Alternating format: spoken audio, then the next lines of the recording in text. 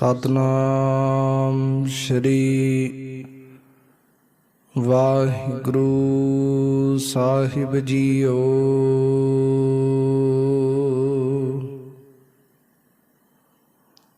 सतगुर आयो शरण तुहारी,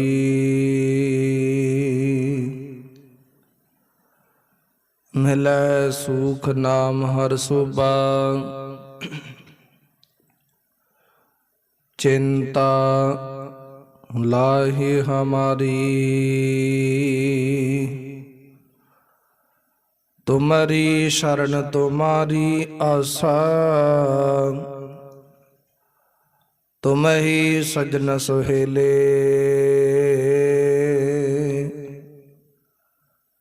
राखो राखनहार दयाला। नानक करके गोले, हूँ आया दूरों चल कै, मैं तकी तो शरनाई जियो। मैं आशा रखी चित में, मेरा सबो दुख गवाए जियो। मैं आशा रखी चित में, मेरा सबो दुख गवाए जियो। जुगो जुगा टल चवर छत्र तखत दे मालक, दसां पातशाहियां जी दी जोत। हाजिर नाजिर श्री गुरु ग्रंथ ਸਾਹਿਬ ਮਹਾਰਾਜ ਦੇ ਪਾਵਨ ਪਵਿੱਤਰ ਸਤਿਗੁਰਾਂ ਦੇ ਸਨਮੁਖ ਹਜ਼ੂਰੀ ਅੰਦਰ ਜੁੜ ਬੈਠੀ ਗੁਰੂ ਪਿਆਰੀ ਗੁਰੂ ਸਵਾਰੀ। गुरु की साजी साज के नवाजी, गुरु का खास रूप खालसा साध संगत जियो। आओ कुछ समय लई सतगुरु जी दे पावन पवित्र चरण कमलों के नाल मन विरतियां कागर करके जुड़ करके बहन की कृपालता करिए। समय और सुआसां नूं सफला करिए। सतगुरां दियां खुशियां प्राप्त करना करिए। चल रही लड़ीवार शब्द विचार कथा गुरबाणी सरवण करना करिए। अब संगत ने जो हुण तक लड़ीवार शब्द विचार कथा गुरबाणी सरवण कीती है, वो विचार इथों तक सी कि जिस वेले सतगुरु गुरु हरगोबिंद महाराज छेवें पातशाह मेरी पीरी दे मालक कृपालू दयालू सतगुरु जी गोइंदवाल दी धरती दे उत्ते विराजमान है, शशोवत है। जिथे सतगुरु जी दे अनन प्यारे सेवक सिख भाई गुरदास जी जिन्हां दा अंतिम समा आया, ते उन्हां ने सतगुरु गुरु हरगोबिंद महाराज छेवें पातशाह सतगुरु जी नूं बेनती कीती, सतगुरु जी इस फानी संसार दे विचों जाण दा हुण अलविदा कहण दा समा आ चुकिया। आप जी कृपा करो, जो अंतिम समय दे बख्शिशां रहमतां बरताओ। सतगुरु जी आग्या बख्शो, ताकि इस शरीर नूं आप जी दे लेखे ला के फानी संसार दे विचों अलविदा कह के सतगुरु गुरु नानक दे मार दे पावन पवित्र चरण कमलां दे विच विराजमान हो जावां। आप जी बख्शिश रहमत करो। ते सतगुरु गुरु हरगोबिंद महाराज छेवें पातशाह सतगुरु जी दे सन्मुख इदां करके भाई गुरदास जी ने बेनती कीती है, अरदास कीती सतगुरु जी दे सन्मुख। इशनान करके श्री जपजी साहिब दे जाप करके उपरंत श्री सुखमनी साहिब दी गुरबाणी दा जाप कीता, ते सतगुरु जी दे दर्शन करके सारी संगत तो आग्या लैके ਇਹ ਸੰਗਤ ਦੇ ਵਿੱਚ ਗੱਲ ਪ੍ਰਚਲਿਤ ਕਰਕੇ ਭਾਈ ਗੁਰਦਾਸ ਜੀ ਚੱਟੀ ਚਾਦਰ ਲੈ ਕੇ ਸਤਿਗੁਰ ਦੇ ਸਨਮੁਖ ਸਾਹਮਣੇ ਲੰਮੇ ਪੈ ਕੇ ਲੇਟ ਗਏ ਨੇ। ਉਸ ਵੇਲੇ ਵੀ ਬੇਨਤੀ ਕੀਤੀ, ਸਤਿਗੁਰੂ ਜੀ ਕਿਰਪਾ ਕਰਿਓ ਇਸ ਸਰੀਰ ਨੂੰ ਜਿਸ ਵੇਲੇ ਸੰਸਕਾਰ ਕੀਤਾ, ਕਹਿੰਦੇ ਦੀ ਰਾਖ ਹੈ ਨਾ ਜਿਹੜੀ ਬਿਆਸਾ ਨਦੀ ਦੇ ਵਿੱਚ ਰੋੜ ਦਿਓ, ਜਲ ਪ੍ਰਵਾਹ ਕਰ ਦਿਓ। ਕਿਸੇ ਪ੍ਰਕਾਰ ਸਤਿਗੁਰੂ ਜੀ ਮੇਰੇ ਪ੍ਰਤੀ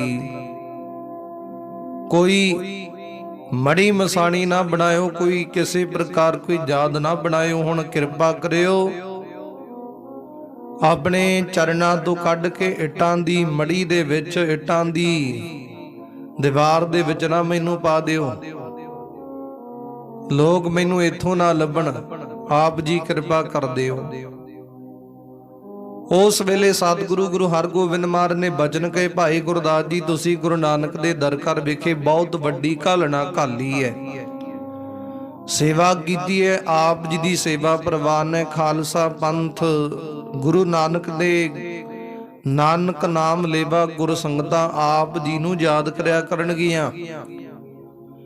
ਆਪ ਜੀ ਦੀ ਮਹਾਨਤਾ ਨੂੰ, ਆਪ ਜੀ ਦੀ ਕੀਤੀ ਸੇਵਾ, ਆਪ ਜੀ ਦੀ ਘਾਲਣਾ ਨੂੰ ਯਾਦ ਕਰਿਆ ਕਰਨਗੀਆਂ। ਵਡੇਰੇ ਥਾਂ ਤੇ ਆਪ ਜੀ ਨੂੰ ਗੁਰੂ ਨਾਨਕ ਦੇ ਚਰਨਾਂ ਦਾ ਸੇਵਕ ਮੰਨਿਆ ਕਰਨਗੀਆਂ।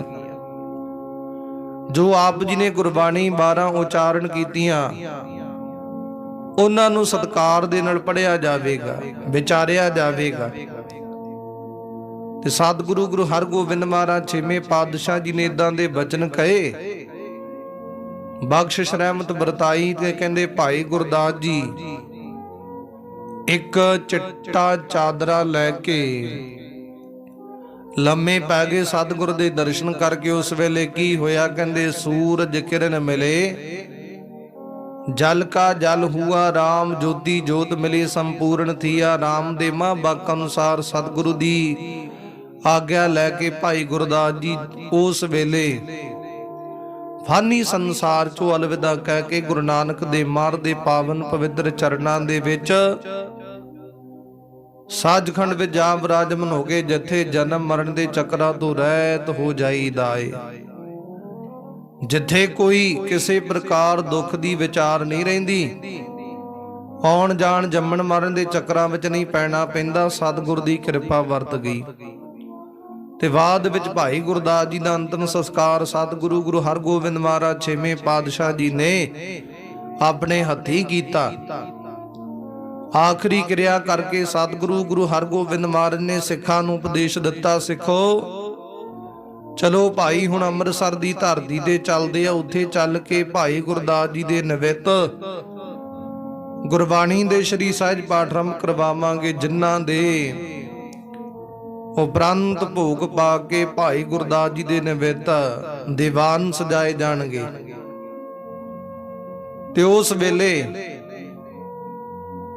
ਗੋਇੰਦਵਾਲ ਦੀ ਧਰਤੀ ਤੇ ਵਿਰਾਜਮਾਨ ਭਾਈ ਸੁੰਦਰ ਜੀ, ਤੇ ਉਸ ਵੇਲੇ ਕਹਿੰਦੇ ਨਾਲ ਭਾਈ ਸੁੰਦਰ ਜੀ ਦੇ ਪਰਮਾਨੰਦ ਜੀ ਹੈ। ਉਹਨਾਂ ਨੂੰ ਸਤਿਗੁਰੂ ਜੀ ਨੇ ਬਚਨ ਵਿਲਾਸ ਕਰਦੇ ਹੋਏ ਤਿਆਰੀ ਕੀਤੀ ਹੈ ਤੇ ਇਧਰ ਅੰਮ੍ਰਿਤਸਰ ਦੀ ਧਰਤੀ ਵੱਲ ਰਵਾਨਗੀ ਪ੍ਰਾਪਤ ਕਰਨ ਦਾ ਵਿਚਾਰ ਬਣਾਇਆ। ਉਪਰੰਤ ਸਤਿਗੁਰੂ ਗੁਰੂ ਹਰਗੋਬਿੰਦ ਮਹਾਰਾਜ ਛੇਵੇਂ ਪਾਤਸ਼ਾਹ ਜੀ ਉੱਥੋਂ ਤੁਰੇ ਨੇ। ਤੁਰਦੇ ਤੁਰਦੇ ਸਤਿਗੁਰੂ ਜੀ ਇਧਰ ਖਡੂਰ ਸਾਹਿਬ ਵਿਖੇ ਪਹੁੰਚੇ, ਜਿੱਥੇ ਸਤਿਗੁਰੂ ਗੁਰੂ ਅੰਗਦ ਦੇ ਮਾਰ ਦੇ ਪਰਿਵਾਰ ਹਨ, ਵੰਸ਼ ਹਨ। ਸਤਿਗੁਰੂ ਜੀ ਉਹਨਾਂ ਨੂੰ ਮਿਲੇ, ਭਾਈ ਦਾਤੂ ਜੀ ਨੂੰ ਮਿਲੇ, ਦਾਤੂ ਜੀ ਦਾ ਪੁੱਤਰ ਹੈ, ਉਹਨਾਂ ਨੂੰ ਮਿਲੇ, ਦਰਸ਼ਨ ਦੀਦਾਰੇ ਬਖਸ਼ਿਸ਼ ਕੀਤੇ। ਉਸ ਵੇਲੇ ਸਤਿਗੁਰੂ ਜੀ ਦੀ ਕਿਰਪਾ ਰਹਿਮਤ ਵਰਦੀ ਹੈ। ਕਹਿੰਦੇ ਸਾਰੀਆਂ ਸੰਗਤਾਂ ਨੇ ਸਤਿਗੁਰੂ ਜੀ ਦੇ ਦਰਸ਼ਨ ਦੀਦਾਰੇ ਕੀਤੇ ਤੇ ਭਾਈ ਦਾਤੂ ਜੀ ਦੇ ਪੁੱਤਰ ਨੇ ਸਤਿਗੁਰੂ ਜੀ ਨੂੰ ਬੇਨਤੀ ਕੀਤੀ, ਸਤਿਗੁਰੂ ਜੀ ਹੁਣ ਕੁਝ ਦਿਨ ਇੱਥੇ ਰਹੋ, ਆਪ ਜੀ ਦਰਸ਼ਨ ਦਿਓ। ਤੇ ਦਰਸ਼ਨ ਦੇ ਕੇ ਸੰਗਤਾਂ ਨੂੰ ਨਦਰੋ ਨਦਰ ਨਿਹਾਲ ਕਰੋ, ਗੁਰਬਾਣੀ ਦੇ ਸਿੱਖਾਂ ਨੂੰ ਉਪਦੇਸ਼ ਬਖਸ਼ਿਸ਼ ਰਹਿਮਤ ਕਰੋ। ਸਤਿਗੁਰੂ ਜੀ ਕਹਿੰਦੇ ਨਹੀਂ, ਅਸੀਂ ਛੇਤੀ ਦੇਣੇ ਅਗਲੇ ਰਸਤੇ ਤੇ, ਅਗਲੇ ਪਾਂਦੇ ਤੇ ਚੱਲਣਾ ਚਾਹੁੰਦੇ ਆ। ਅਸੀਂ ਅਗਲੇ ਪੈਂਡੇ ਨੂੰ ਤੈਅ ਕਰਨਾ ਚਾਹੁੰਦੇ, ਕਿਉਂਕਿ ਅੰਮ੍ਰਿਤਸਰ ਦੀ ਧਰਤੀ ਜਾ ਕੇ ਉਥੇ ਭਾਈ ਗੁਰਦਾਸ ਜੀ ਦੇ ਨਿਮਿਤ ਸ੍ਰੀ ਸਹਿਜ ਪਾਠ ਦੀ ਗੁਰਬਾਣੀ ਦੇ ਜਾਪ ਕਰਕੇ ਭੋਗ ਪਾਏ ਜਾਣਗੇ ਤੇ ਬੇਅੰਤ ਸੰਗਤਾਂ ਇਕੱਤਰ ਹੋਣਗੀਆਂ। ਸਤਿਗੁਰੂ ਜੀ ਕੁਝ ਕੁ ਸਮਾਂ ਉੱਥੇ ਠਹਿਰੇ ਤੇ ਬਾਅਦ ਵਿੱਚ ਜਲ ਪਾਣੀ ਛਕ ਕੇ ਸਤਿਗੁਰੂ ਜੀ ਸੰਗਤਾਂ ਸਮੇਤ ਅਗਲੇ ਰਾਸਤੇ ਵੱਲ ਸਤਿਗੁਰੂ ਜੀ ਨੇ ਰਵਾਨਗੀ ਪ੍ਰਾਪਤੀ ਕੀਤੀ। ਹੁਣ ਕਰਦੇ ਕਰਦੇ ਰਾਸਤੇ ਨੂੰ ਤੈਅ ਕਰਦੇ, ਪੈਂਡੇ ਨੂੰ ਤੈਅ ਕਰਦੇ ਸਤਿਗੁਰੂ ਜੀ ਅੰਮ੍ਰਿਤਸਰ ਦੀ ਧਰਤੀ ਤੇ ਵਿਰਾਜਮਾਨ ਹੋਏ ਨੇ। ਇਧਰ ਅਕਾਲ ਤਖਤ ਦੇ ਸਤਿਗੁਰੂ ਨੇ ਆਪਣੇ ਪਰਿਵਾਰ ਸਮੇਤ ਸਿੱਖਾਂ ਸਮੇਤ ਨਤਮਸਤਕ ਹੋਣਾ ਕੀਤਾ, ਅਰਦਾਸ ਬੇਨਤੀ ਕੀਤੀ ਹੈ, ਦਰਬਾਰ ਸਾਹਿਬ ਦੀਆਂ ਪਰਿਕਰਮਾ ਕੀਤੀਆਂ। ਉਸ ਵੇਲੇ ਗੁਰੂ ਪਿਆਰਿਓ ਅੰਮ੍ਰਿਤਸਰ ਦੀ ਧਰਤੀ ਤੇ ਸੰਗਤਾਂ ਨੂੰ ਵੀ ਪਤਾ ਲੱਗਿਆ ਕਿ ਸਤਿਗੁਰ ਛੇਵੇਂ ਪਾਤਸ਼ਾਹ ਗੁਰੂ ਸਤਿਗੁਰੂ ਜੀ ਪਧਾਰੇ ਨੇ ਤੇ ਸਾਰੀਆਂ ਸੰਗਤਾਂ ਇਕੱਤਰ ਹੋ ਕੇ ਸਤਿਗੁਰ ਦੇ ਦਰਸ਼ਨ ਕਰਨ ਵਾਸਤੇ ਆਈਆਂ ਨੇ। ਕੋਈ ਉਪਹਾਰ ਲੈ ਕੇ ਆ ਰਹੇ ਨੇ, ਭੇਟਾਵਾਂ ਲੈ ਕੇ ਆ ਰਹੇ ਨੇ ਤੇ ਜਿਉਂ ਹੀ ਮਨ ਦੇ ਵਿੱਚ ਖੁਸ਼ੀ ਹੈ, ਸਤਿਗੁਰੂ ਜੀ ਪਧਾਰੇ ਨੇ, ਸਤਿਗੁਰ ਦੇ ਦਰਸ਼ਨ ਕਰਨ ਵਾਸਤੇ ਆ ਲੰਮੀਆਂ ਵਹੀਰਾਂ ਕੱਤਦੇ ਹੋਏ ਨਗਰ ਦੇ ਲੋਕ ਸਤਿਗੁਰ ਦੇ ਸਨਮੁਖ ਪਹੁੰਚਣੇ ਸ਼ੁਰੂ ਹੋਏ ਨੇ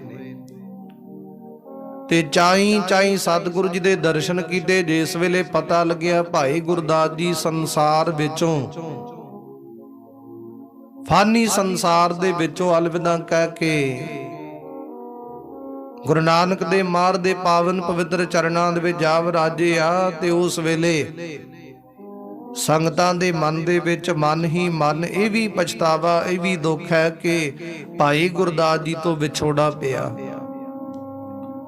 ਉਸ ਵੇਲੇ ਸਤਿਗੁਰੂ ਜੀ ਦੀ ਕਿਰਪਾ ਰਹਿਮਤ ਵਰਤੀ। ਕਹਿੰਦੇ ਗੁਰੂ ਸਾਹਿਬ ਜੀ ਨੇ ਹੁਕਮ ਕੀਤਾ ਕਿ ਭਾਈ ਗੁਰਦਾਸ ਜੀ ਦੇ ਨਿਮਿਤ ਸ੍ਰੀ ਸਹਿਜ ਪਾਠ ਆਰੰਭ ਕੀਤੇ ਜਾਣ।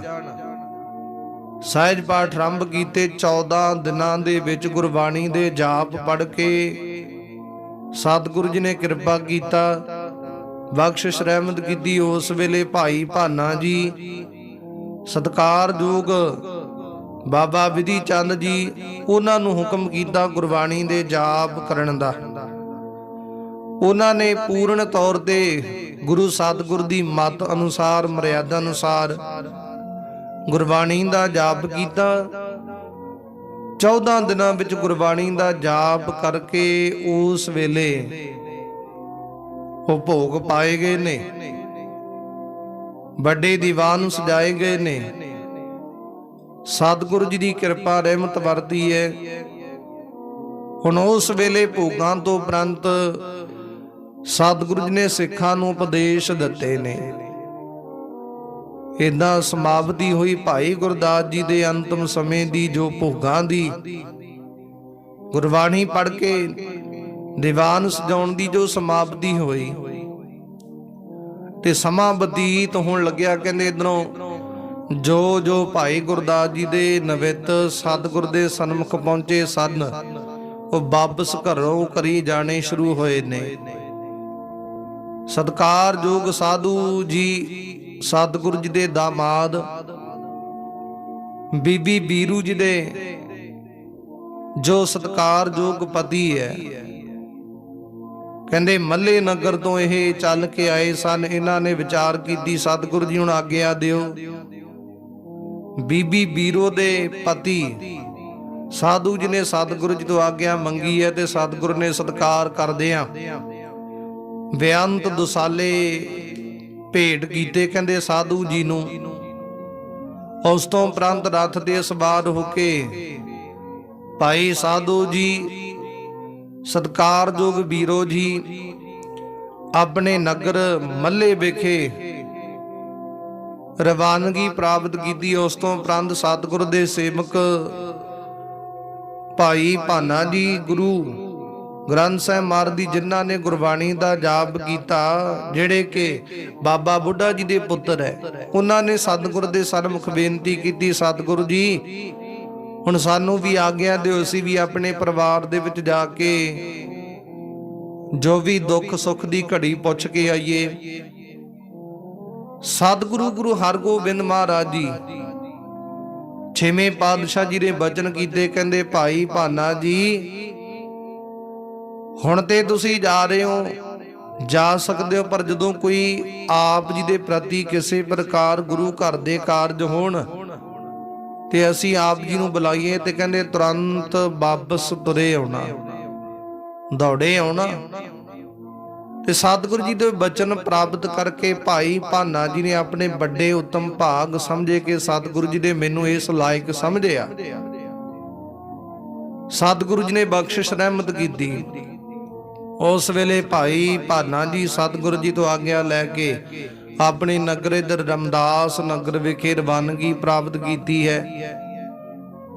ਉਸ ਤੋਂ ਉਪਰੰਤ ਸਤਿਗੁਰੂ ਜੀ ਦੇ ਅਨੰਨ ਪਿਆਰੇ ਸੇਵਕ ਸਿੱਖ ਸਤਿਗੁਰੂ ਜੀ ਦੀ ਬਖਸ਼ਿਸ਼ ਰਹਿਮਤ ਪ੍ਰਾਪਤ ਕਰਨ ਲੱਗੇ। ਹੌਲੀ ਹੌਲੀ ਸੰਗਤਾਂ ਗੁਰੂ ਦਰਬਾਰ ਵਿਖੇ ਆਉਂਦੀਆਂ ਨੇ, ਸਤਿਗੁਰੂ ਦੇ ਦਰਸ਼ਨ ਕਰਕੇ ਨਦਰੋ ਨਦਰ ਨਿਹਾਲ ਪਏ ਹੋ ਰਹੇ ਨੇ। ਸਤਿਗੁਰੂ ਜੀ ਦੀ ਕਿਰਪਾ ਰਹਿਮਤ ਵਰਤਦੀ ਹੈ। ਉਸ ਵੇਲੇ ਪੈਂਦੇ ਖਾਂ ਪਠਾਨ ਹੋਰ ਗੁਰੂ ਦੇ ਸਤਿਗੁਰ ਦੇ ਅਨੰਨ ਪਿਆਰੇ ਸੇਵਕ ਸਿੱਖ ਹੈ, ਜਿਹੜੇ ਸਤਿਗੁਰ ਦੇ ਸਨਮੁਖ ਰਹਿ ਕੇ ਸ਼ਾਸਤਰ ਵਿਦਿਆ ਦਾ ਅਭਿਆਸ ਕਰਦੇ ਆ। ਤੇ ਸਤਿਗੁਰ ਛੇਵੇਂ ਪਾਤਸ਼ਾਹ ਦੀ ਪੈਂਦੇ ਖਾਂ ਪਠਾਨ ਦੇ ਨਾਲ ਸ਼ਾਸਤਰ ਵਿਦਿਆ ਦਾ ਅਭਿਆਸ ਕਰਦੇ ਆ, ਜੋਰ ਅਜਮਾਇਸ਼ ਕਰਦੇ ਸਤਿਗੁਰ ਜੀ। ਤੇ ਪੈਂਦੇ ਖਾਂ ਪਠਾਨ ਦੇ ਵਿੱਚ ਵੀ ਬੜੀ ਵੱਡੀ ਤਾਕਤ ਹੈ, ਬਹੁਤ ਵੱਡਾ ਜ਼ੋਰ ਹੈ। ਪੈਂਦੇ ਖਾਂ ਪਠਾਨ ਦੇ ਵਿੱਚ ਇੰਨਾ ਕੁ ਜ਼ੋਰ ਹੈ। ਉਸ ਵੇਲੇ ਸਤਿਗੁਰੂ ਜੀ ਕਹਿੰਦੇ ਨੇ ਕਿੰਨਾ ਕੁ ਜ਼ੋਰ, ਕਹਿੰਦੇ 10 ਸੂਰਮਿਆਂ ਦੇ ਨਾਲ ਪੈਂਦੇ ਖਾਂ ਪਠਾਨ ਕੱਲਾ ਜੁਝਣ ਵਾਸਤੇ ਤਿਆਰ ਹੋ ਜਾਂਦਾ। ਇਹਦੇ ਵਿੱਚ ਇੰਨੀ ਤਾਕਤ ਹੈ। 2 ਦੌੜੇ ਆਉਂਦੇ ਜਿਹੜੇ ਘੋੜ ਸਵਾਰ ਸਮੇਤ, ਕਹਿੰਦੇ ਘੋੜੇ ਨੂੰ ਉਲਟਾ ਕੇ ਧਰਤੀ ਤੇ ਸੁੱਟ ਦਿੰਦਾ ਸੀ, ਇੰਨੀ ਤਾਕਤ ਹੈ।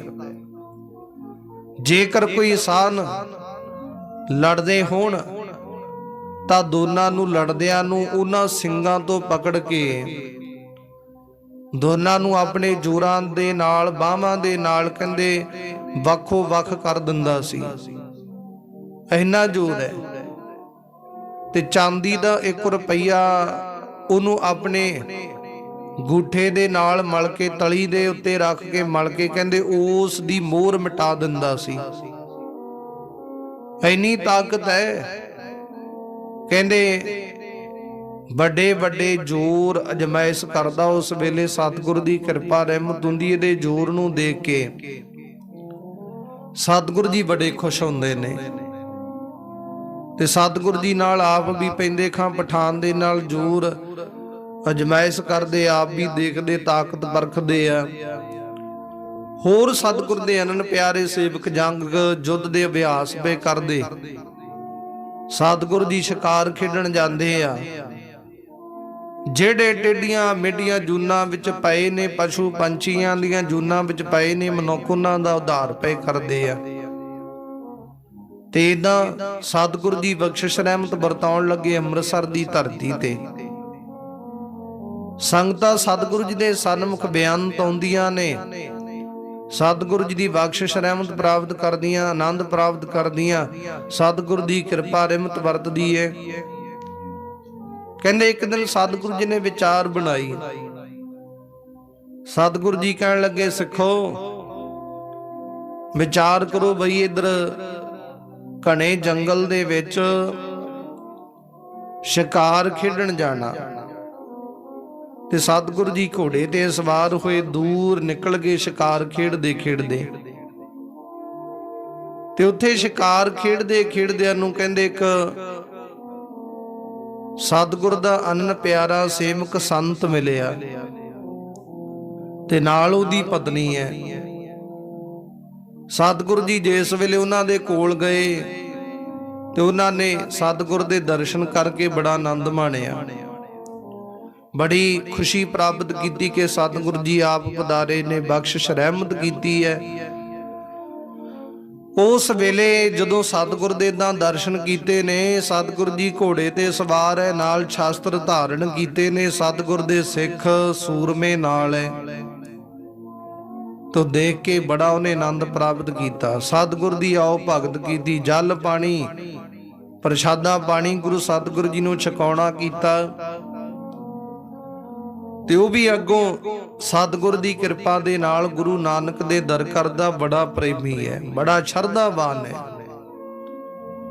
ਉਹ ਜਦੋਂ ਸਤਿਗੁਰ ਜੀ ਇਦਾਂ ਪਹੁੰਚੇ ਨੇ, ਉਹਨੇ ਦਰਸ਼ਨ ਕੀਤੇ, ਮਨ ਦੇ ਵਿੱਚ ਚਾਉ ਬਹੁਤ ਹੈ, ਮਨ ਦੇ ਵਿੱਚ ਹਿਰਦੇ ਵਿੱਚ ਪ੍ਰਸੰਨਤਾ ਬਹੁਤ ਹੈ ਕਿ ਸਤਿਗੁਰ ਜੀ ਪਹੁੰਚੇ ਆ। ਹੁਣ ਕਹਿੰਦੇ ਜਦੋਂ ਕਿਸੇ ਮਨੁੱਖ ਨੂੰ ਪਿਆਸ ਲੱਗੀ ਹੋਵੇ ਤੇ ਜਦੋਂ ਉਸ ਮਨੁੱਖ ਨੂੰ ਜਲ ਦੀ ਪ੍ਰਾਪਤੀ ਹੋਈ ਹੋਵੇ, ਉਦੋਂ ਕਹਿੰਦੇ ਉਸ ਮਨੁੱਖ ਦੇ ਹਿਰਦੇ ਵਿੱਚ ਕਿੰਨੀ ਪ੍ਰਸੰਨਤਾ, ਕਿੰਨੀ ਖੁਸ਼ੀ ਪ੍ਰਾਪਤ ਹੋਈ, ਇਹ ਉਹੀ ਮਨੁੱਖ ਜਾਣਦਾ। ਜਾਂ ਕਹਿੰਦੇ ਜਦੋਂ ਕਿਸੇ ਮਨੁੱਖ ਨੂੰ ਕੋਈ ਬਹੁਤੀ ਭੁੱਖ ਲੱਗੀ ਹੈ, ਛਕਣ ਵਾਸਤੇ ਕੁਝ ਨਾ ਹੋਵੇ, ਅਚਨਚੇਤ ਉਸ ਮਨੁੱਖ ਨੂੰ ਕਹਿੰਦੇ ਛਕਣ ਵਾਸਤੇ ਸਵਾਦਿਸ਼ ਜਲ ਪਾਣੀ ਭੋਜਨ ਮਿਲ ਜੇ ਤੇ ਉਹਦੇ ਮਨ ਦੇ ਵਿੱਚ ਬੜੀ ਖੁਸ਼ੀ, ਬੜਾ ਆਨੰਦ ਪ੍ਰਾਪਤ ਹੁੰਦਾ। ਕਹਿੰਦੇ ਇਸੇ ਤਰ੍ਹਾਂ ਉਸ ਸਾਧੂ ਨੂੰ, ਸੰਤ ਨੂੰ ਜਦੋਂ ਸਤਿਗੁਰ ਦੇ ਦਰਸ਼ਨ ਪ੍ਰਾਪਤ ਹੋਏ ਨਾ, ਤੇ ਕਹਿੰਦੇ ਉਹਦੇ ਮਨ ਦੇ ਵਿੱਚ ਇੰਨੀ ਖੁਸ਼ੀ ਪ੍ਰਾਪਤ ਹੋਈ, ਇੰਨਾ ਆਨੰਦ ਪ੍ਰਾਪਤ ਹੋਇਆ ਜਿਹਦਾ ਵਰਣਨ ਕਰਨਾ ਬੜਾ ਔਖਾ। ਸਤਿਗੁਰੂ ਜੀ ਨੇ ਦਰਸ਼ਨ ਦਿੱਤੇ, ਉਹਨੇ ਸੁੰਦਰ ਪਲੰਗ ਢਾ ਕੇ, ਚੌਂਕੀ ਢਾ ਕੇ ਸਤਿਗੁਰ ਦਾ ਸਤਿਕਾਰ ਕਰਦੇ ਉਹਦੇ ਤੇ ਵਿਰਾਜਮਾਨ ਕੀਤਾ। ਆਪਣੇ ਵੱਲੋਂ ਪੂਰਨ ਤੌਰ ਤੇ ਆਓ ਭਗਤ ਜੀ ਆਇਆਂ ਨੂੰ ਸਤਿਗੁਰ ਜੀ ਨੂੰ ਕਹਿ ਕੇ ਰਿਸਪੈਕਟ ਦਿੱਤੀ ਹੈ, ਸਤਿਕਾਰ ਕੀਤਾ ਗੁਰੂ ਸਤਿਗੁਰ ਜੀ ਦਾ। ਉਸ ਵੇਲੇ ਸਤਿਗੁਰ ਜੀ ਵਿਰਾਜਮਾਨ ਹੋਏ ਨੇ, ਬਚਨ ਵਿਲਾਸ ਕੀਤੇ, ਸਤਿਗੁਰ ਜੀ ਨੂੰ ਬੇਨਤੀ ਕੀਤੀ। ਉਸ ਸੰਤਾਂ ਨੇ ਕਹਿਣ ਲੱਗੇ, ਸਤਿਗੁਰ ਜੀ ਕਿਰਪਾ ਕਰੋ, ਹੁਣ ਇੱਕ ਰਾਤ ਇੱਥੇ ਬਤੀਤ ਕਰਕੇ ਜਾਓ, ਰੱਜ ਕੇ ਆਪ ਜੀ ਦੀ ਅਸੀਂ ਸੇਵਾ ਕਰਨਾ ਚਾਹੁੰਦੇ ਹਾਂ, ਆਪ ਜੀ ਕਿਰਪਾ ਕਰਕੇ ਰਹਿ ਕੇ ਜਾਓ। ਉਸ ਵੇਲੇ ਉਹਨਾਂ ਦੋਨਾਂ ਜਣਿਆਂ ਨੇ ਬੜੀ ਸਤਿਗੁਰ ਦੀ ਸੇਵਾ ਕੀਤੀ, ਗੁਰੂ ਦੇ ਸੇਵਕਾਂ ਦੀ ਸੇਵਾ ਕੀਤੀ ਹੈ, ਸਤਿਗੁਰੂ ਜੀ ਦੀ ਪ੍ਰਸੰਨਤਾ ਪ੍ਰਾਪਤ ਕੀਤੀ ਹੈ, ਆਨੰਦ ਮਾਣਨਾ ਕੀਤਾ। ਇਦਾਂ ਸਤਿਗੁਰੂ ਜੀ ਦੀ ਬਖਸ਼ਿਸ਼ ਰਹਿਮਤ ਹੋਣਾ ਕੀਤੀ। ਉਸ ਵੇਲੇ ਸਤਿਗੁਰੂ ਜੀ ਨੇ ਬਚਨ ਵਿਲਾਸ ਕੀਤੇ, ਅੰਮ੍ਰਿਤ ਵੇਲੇ ਉਠੇ ਨੇ, ਜਲ ਪਾਣੀ ਕਿਰਿਆ ਸੋਧਣਾ ਕੀਤੀ ਹੈ ਸਤਿਗੁਰੂ ਜੀ ਨੇ। ਤੇ ਸਤਿਗੁਰੂ ਜੀ ਅੰਮ੍ਰਿਤ ਵੇਲੇ ਗੁਰਬਾਣੀ ਦਾ ਜਾਪ ਕਰਕੇ ਉਸ ਸੰਤਾਂ ਨਾਲ ਬਚਨ ਵਿਲਾਸ ਕਰ ਲੱਗੇ, ਕਹਿਣ ਲੱਗੇ, ਸੰਤ ਜੀ ਤੁਸੀਂ ਇਹ ਦੱਸੋ, ਸਮੇਂ ਦੀ ਸਰਕਾਰ ਸਾਡੇ ਨਾਲ ਬੜਾ ਵੈਰ ਵਿਰੋਧ ਰੱਖਦੀ ਹੈ, ਕਈ ਹਜ਼ਾਰਾਂ ਦੀ ਗਿਣਤੀ ਦੇ ਵਿੱਚ ਕਹਿੰਦੇ ਉਹ ਸਾਡੇ ਤੇ ਫੌਜ ਚਾੜ ਕੇ ਲਿਆਉਂਦੀ ਹੈ, ਇਹ ਦੱਸੋ ਉਹ ਸਾਡੇ ਨਾਲ ਇਦਾਂ ਕਿਉਂ ਕਰਦੇ ਆ ਤੇ ਇਹ ਤੋਂ ਛੁਟਕਾਰਾ ਕਿਵੇਂ ਹੋਵੇ। ਤੇ ਸੰਤ ਮਹਾਂਪੁਰਖੋ ਹੱਸ ਕੇ ਮੁਸਕਰਾ ਕੇ ਕਹਿਣ ਲੱਗੇ, ਸਤਿਗੁਰੂ ਜੀ ਤੁਸੀਂ ਸਭ ਜਾਣੀ ਜਾਣੋ, ਤੁਹਾਡੇ ਅੱਗੇ ਅਸੀਂ ਕੀ ਬਿਆਨ ਕਰ ਸਕਨੇ ਆ, ਸਾਡੇ ਵਿੱਚ ਇੰਨੀ ਤਾਕਤ ਕਿੱਥੇ, ਇੰਨੀ ਸਮਰੱਥਾ ਕਿੱਥੇ ਹੈ ਕਿ ਆਪ ਜੀ ਨੂੰ ਇਦਾਂ ਦੇ ਗਿਆਨ ਦੇ ਵਿੱਚ, ਇਦਾਂ ਦੀ ਵਿਚਾਰ ਦੇ ਵਿੱਚ ਤੁਹਾਨੂੰ ਦੱਸ ਸਕੀਏ। ਕਹਿੰਦੇ ਸਭ ਕੁਝ ਤੁਸੀਂ ਜਾਣਦੇ ਹੋ, ਤੁਹਾਡੇ ਤੋਂ ਕੁਝ ਲੁਕ ਕੇ ਛੁਪ ਕੇ ਨਹੀਂ ਰਿਹਾ, ਸਭ ਕੁਝ ਜਾਣਦੇ ਹੋ। ਉਸ ਵੇਲੇ ਸਤਿਗੁਰੂ ਜੀ ਨੇ ਕਿਹਾ, ਨਹੀਂ ਜੀ ਤੁਸੀਂ ਦੱਸੋ, ਆਪਣੀ ਵਿਚਾਰ ਅਨੁਸਾਰ ਦੱਸੋ, ਜਿਵੇਂ ਤੁਹਾਡੀ ਵਿਚਾਰ ਹੈ। ਉਸ ਵੇਲੇ ਨਿਮਰਤਾ ਸਹਿਤ ਉਹ ਕਹਿਣ ਲੱਗੇ ਸਤਿਗੁਰੂ ਜੀ ਕੀ ਕੀਤਾ ਜਾਵੇ। ਕਹਿੰਦੇ ਆ ਜਿਹੜੀ ਮਾਇਆ ਏ, ਮਾਇਆ ਰੂਪੀ ਕੁੱਤੀ, ਉਹ ਆਪ ਜੀ ਨੇ ਕਹਿੰਦੇ ਆਪਣੇ ਪਲੰਗ ਦੇ ਫਾਵੇ ਦੇ ਨਾਲ ਬੰਨ ਲਈ ਹੈ। ਜਦੋਂ ਉਹ ਪਾਪੀ ਦੁਸ਼ਟ ਸਮੇਂ ਦੀ ਸਰਕਾਰ ਹੈ ਨਾ, ਜਿਹੜੇ ਤੁਰਕ ਲੋਕ ਹੈ, ਉਹ ਤੁਹਾਡੇ ਇਧਰ ਦੇਖਦੇ ਆਪਣੇ ਨਜ਼ਰੀਏ ਨਾਲ ਤੇ ਕਹਿੰਦੇ ਮਾਇਆ ਰੂਪੀ ਕੁੱਤੀ ਪਹਿਰੇਦਾਰ ਹੋਣ ਕਰਕੇ ਆਪ ਜੀ ਦੇ ਸਨਮੁਖ ਇਮਾਨਦਾਰੀ ਦਿਖਾਉਂਦੀ ਹੈ ਤੇ ਉਹਨਾਂ ਨੂੰ ਵੜਦੀ ਹੈ। ਤੇ ਉਹ ਇਹ ਸਭ ਕੁਝ ਦੇਖਦੇ ਹੋਏ ਆਪਣੇ ਹਰਖ ਦੇ ਵਿੱਚ ਆ ਕੇ ਤੁਹਾਡੇ ਨਾਲ ਵੈਰ ਵਿਰੋਧ ਕਰਦੇ, ਚੜ੍ਹਾਈ ਕਰਕੇ ਆਉਂਦੇ ਤੁਹਾਡੇ ਸਨਮੁਖ। ਤੇ ਸਤਿਗੁਰੂ ਜੀ ਉਹਨਾਂ ਤੋਂ ਇਹ ਸਭ ਕੁਝ ਡਰਿਆ ਨਹੀਂ ਜਾਂਦਾ। ਉਹ ਸੋਚਦੇ ਨੇ ਕਿ ਸਾਡੇ ਕੋਲ ਹੀ ਸਭ ਕੁਝ ਹੈ, ਅਸੀਂ ਸੰਸਾਰ ਦੇ ਵਿੱਚ ਸਮੇਂ ਦੀ ਸਰਕਾਰ ਹੈ, ਜੋ ਰਾਜ ਭਾਗ, ਜੋ ਆਨੰਦ ਹੈ, ਜੋ ਖੁਸ਼ੀਆਂ ਨੇ, ਜੋ ਬਖਸ਼ਿਸ਼ਾਂ ਰਹਿਮਤਾਂ ਨੇ ਸਾਡੇ ਕੋਲ ਹੀ ਉਹ ਸਮਝਦੇ ਆ। ਪਰ ਜਦੋਂ ਗੁਰੂ ਨਾਨਕ ਦੇਵ ਮਹਾਰਾਜ ਦੇ ਦਰ ਕਰਦੀ ਬਖਸ਼ਿਸ਼ ਰਹਿਮਤ ਦੇਖਦੇ ਆ ਤੇ ਉਹਨਾਂ ਤੋਂ ਬਰਦਾਸ਼ਤ ਨਹੀਂ ਹੁੰਦੀ। ਉਹ ਜਿਵੇਂ ਕਿਵੇਂ ਕਰਕੇ ਵੈਰ ਵਿਰੋਧ ਕਰਦੇ ਆ। ਸਤਿਗੁਰੂ ਜੀ ਆਪ ਜੀ ਕਿਰਪਾ ਕਰੋ, ਮਾਇਆ ਰੂਪੀ ਕੁੱਤੀ ਨੂੰ ਆਪਣੇ ਦਰ ਘਰ ਦੇ ਵਿੱਚੋਂ ਮੁਕਤ ਕਰ ਦਿਓ, ਜੰਜੀਰ ਤੋਂ ਖੋਲ ਦਿਓ। ਤੇ ਕਹਿੰਦੇ ਆਪਣੇ ਆਪ ਇਹਨਾਂ ਨੇ ਵੈਰ ਵਿਰੋਧ ਕਰਨਾ ਛੱਡ ਦੇਣਾ। ਜਿਵੇਂ ਕਿਸੇ ਮਨੁੱਖ ਕੋਲ ਕੋਈ ਬਹੁਤਾ ਧਨ ਦੌਲਤ ਹੋਵੇ, ਸੁੱਖ ਐਸ਼ ਆਰਾਮ ਦੇ ਸਾਧਨ ਹੋਣ, ਤੇ ਸੰਸਾਰ ਦੇ ਲੋਕ ਆਪਣੇ ਆਪ ਉਸ ਮਨੁੱਖ ਦੇ ਨਾਲ ਆਟੋਮੈਟਿਕਲੀ ਈਰਖਾ, ਨਿੰਦਿਆ, ਚੁਗਲੀ, ਵੈਰ ਵਿਰੋਧ ਰੱਖਣ ਦੀਆਂ ਵਿਚਾਰਾਂ ਰੱਖਦੇ, ਉਹਨੂੰ ਨੀਚ ਸੁੱਟਣ ਦੀ ਵਿਚਾਰ ਰੱਖਦੇ ਨੇ। ਤੇ ਜੇਕਰ ਕੋਈ ਮਨੁੱਖ ਕੰਗਾਲ ਹੋਵੇ, ਉਹਦੇ ਕੋਲ ਕੁਝ ਮਾਇਆ ਦਾ ਪ੍ਰਬੰਧ ਨਾ ਹੋਵੇ, ਉਹ ਸੰਤ ਜੀ ਕਹਿੰਦੇ ਉਸ ਮਨੁੱਖ ਨੂੰ ਕੋਈ ਨਹੀਂ ਪੁੱਛਦਾ, ਨਾ ਕੋਈ ਉਹਦੇ ਨਾਲ ਵੈਰ ਕਰਦਾ, ਨਾ ਵਿਰੋਧ ਕਰਦਾ, ਨਾ ਉਸ ਪ੍ਰਤੀ ਕਿਸੇ ਨੂੰ ਦੁੱਖ ਦੀ ਹੈ, ਨਾ ਕੋਈ ਸੁੱਖ ਦੀ ਹੈ। ਕੇਵਲ ਆਪਣੀ ਮਸਤੀ ਵਿੱਚ ਰਹਿੰਦੇ, ਉਹਦੇ ਤੱਕ ਕਹਿੰਦੇ ਆਪਣੀ ਨਿਗਾਹ ਹੀ ਨਹੀਂ ਪਾਉਂਦੇ। ਕਿਸੇ ਗਰੀਬ ਕੰਗਾਲ ਮਨੁੱਖ ਦੇ ਵੱਲ ਇਦਾਂ ਦੀ ਵਿਚਾਰ ਹੀ ਨਹੀਂ ਰੱਖਦੇ। ਪਰ ਜਦੋਂ ਕੋਈ ਸੁੱਖ ਦੇ ਸਾਧਨ ਪ੍ਰਾਪਤ ਕੀਤੇ, ਹੁਣ ਗੁਰੂ ਨਾਨਕ ਦੀ ਕਿਰਪਾ ਜਿਹਦੇ ਤੇ ਹੋਵੇ, ਸੰਸਾਰ ਦੇ ਲੋਕ ਆਪੋ ਆਪ ਆਟੋਮੈਟਿਕਲੀ ਉਹਨੂੰ ਨੀਚ ਸੁੱਟਣ ਦਾ ਯਤਨ ਕਰਦੇ ਨੇ। ਇਸੇ ਤਰ੍ਹਾਂ ਹੀ ਤੁਹਾਡੇ ਨਾਲ ਉਹ ਵਿਚਾਰ ਕਰਦੇ ਆ। ਤੁਸੀਂ ਮਾਇਆ ਰੂਪੀ ਕੁੱਤੀ ਨੂੰ ਮੁਕਤ ਕਰਦੇ ਹੋ, ਤੁਹਾਡੇ ਕੋਲ ਕੋਈ ਨਹੀਂ ਵੈਰ ਵਿਰੋਧ ਕਰਦਾ।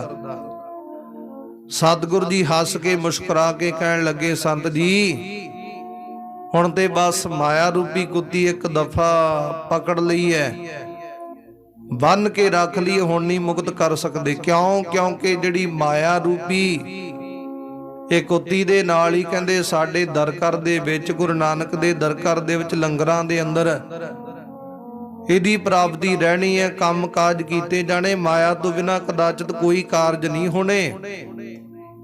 ਇਸ ਕਰਕੇ ਮਾਇਆ ਰੂਪੀ ਕੁੱਤੀ ਹੁਣ ਬੰਨੀ ਹੈ ਤੇ ਬੰਨਿਓ ਹੀ ਰਹਿਣੀ ਆ।